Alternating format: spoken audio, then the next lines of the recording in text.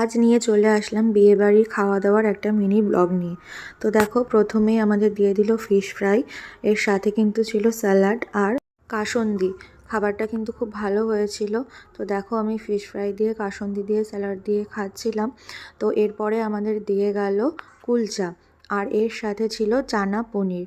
দুটো আইটেমই কিন্তু খুব ভালো হয়েছিল, বিশেষ করে চানাটা আমার বেশ ভালো লেগেছে। এরপরে দিয়ে গেছিলো বাসমতি প্লেন রাইস, আর এর সাথে ছিল কিন্তু ভেটকি পাতুরি। ভেটকি পাতুরিটা খুব ভালো হয়েছিল। এরপর আসলো কাতলা মাছ, আর এরপর মাটন দিয়ে গেছিলো। মাটনের পিসগুলো খুব ভালো ছিল। তার সাথে ছিল চাটনি, পাঁপড় আর রসগোল্লা আর সন্দেশ। প্রতিটা আইটেমই কিন্তু খুব ভালো হয়েছিল। তো আমরা খাওয়া দাওয়া কমপ্লিট করে চলে গেলাম স্টলের দিকে। তো দেখো, স্টলে গিয়ে প্রথমে কিন্তু নিয়ে নিয়েছিলাম এই কেশর কুলফিটা।